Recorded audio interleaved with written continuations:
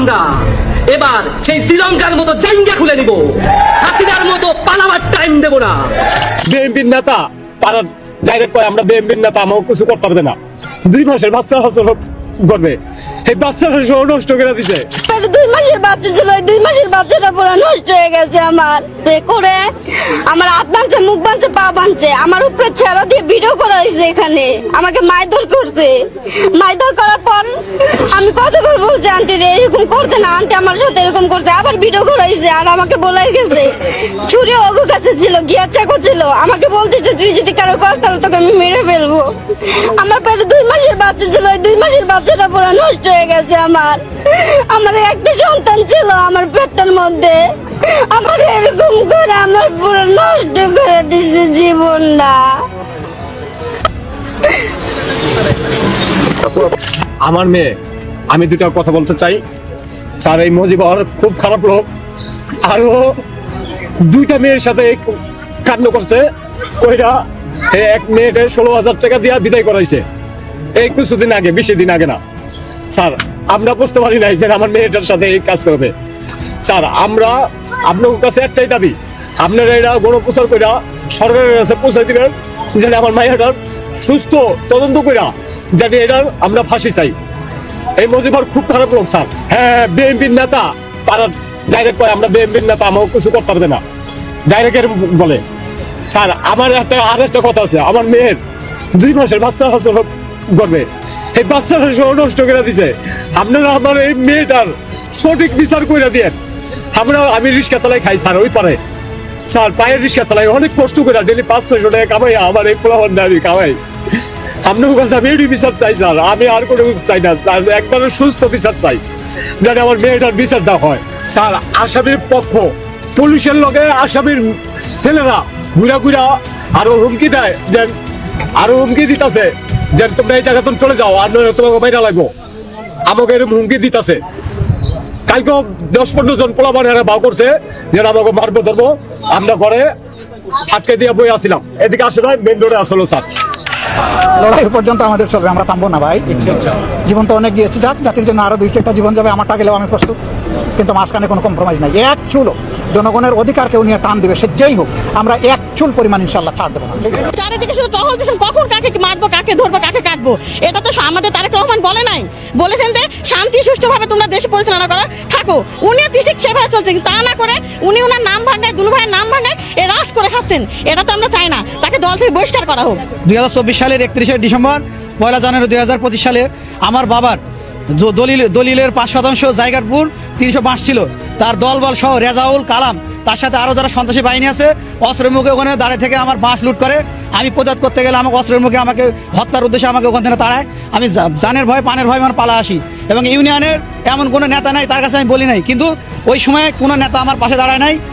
এবং আমাকে হুমকি দিয়েছে রেজাউল আরিয়ে যে তোকে যেখানে পাবো সেখানে হত্যা করে ফেলবো। ওই আর দয়ারপুরে হাটে বাবুকে মেরে ফেলছি, তোরে 2 ভাগ হত্যা করলে কিছুই হবে না, হাইকোর্টে যাবো, জামিন না চলে আসবো, তোরা 2 ভাগ মারতে ওয়ান্টের ব্যাপার, তোরা যেখানে থাকবি তোরা সেখানে মেরে ফেলবো, নাহলে হাত পা গুঁড়ো করে দেবো। এই রেজাউল এবং তার বাহিনী আমাদের প্রায় 1 বছর জিম্মি করে রাখছে। চাঁদাবাজি, সন্ত্রাসী, এমন কোনো অপকর্ম নাই যে রেজাউলের নেতৃত্বে ইউনিয়নে এই গ্রামে হয় নাই। বিএনপির পতন কি তাহলে শুরু হয়ে গিয়েছে? এদিকে জামায়াতের আমির ইভেন এনসিপি তারা সমন্বয়ে কি ঘোষণা দিচ্ছে, জনাব তারেক রহমানের নাকি জাইঙ্গাটা পর্যন্ত খুইলা রাইখা দিব, মানে দেশ থেকে ওনার জাইঙ্গাটা পর্যন্ত নাকি যাইতে দিব না। শেখ হাসিনা তো সেনাবাহিনীর মানে যুদ্ধ বিমান দিয়ে ওনাকে ম্যাটোক্লস ডিজাইন দ্বারা পাঠানো হয়েছে, কিন্তু এই বিএনপির জনাব তারেক রহমানকে তার জাইঙ্গাটা পর্যন্ত নাকি দেশের সীমান্ত থেকে যেতে দিবে না। তাহলে কতটা ভয়াবহ অবস্থা।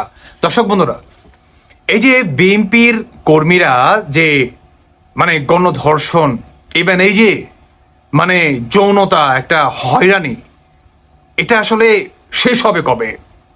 কবে আই হ্যাভ এ প্ল্যানের ভিতরে কি এই লাইনটা কোন জায়গায় আছে জাতি জানতে চায়। আপনি সম্মান নিয়ে এসেছেন, আপনি সম্মানী মানুষ, কারণ আল্লাহ আপনাকেই সম্মানটি দিয়েছে।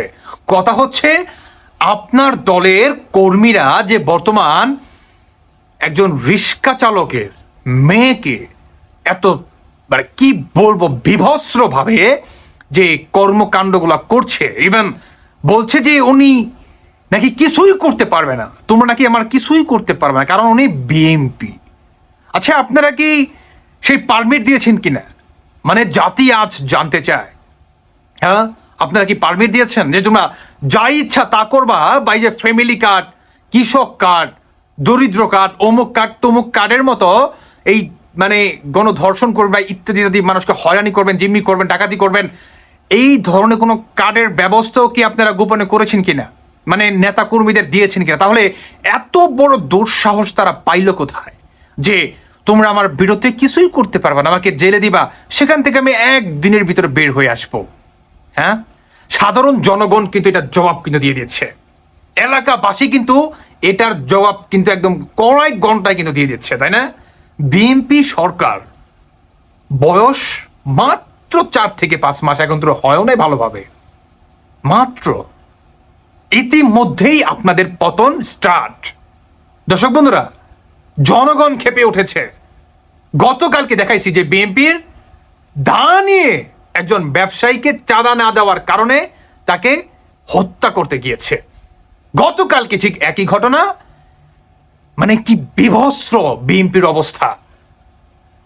এখন জামাত শিবির কি বলছে, তারেক রহমানের নাকি জাইঙ্গাটা পর্যন্ত নাকি খুলে রেখা দিবে, মানে তাকে তো মানে তিনি যাবে তো দূরে, তার জাইঙ্গাটাকেও নাকি বাংলাদেশ থেকে যেতে দিবে। চারটাখানি কথা,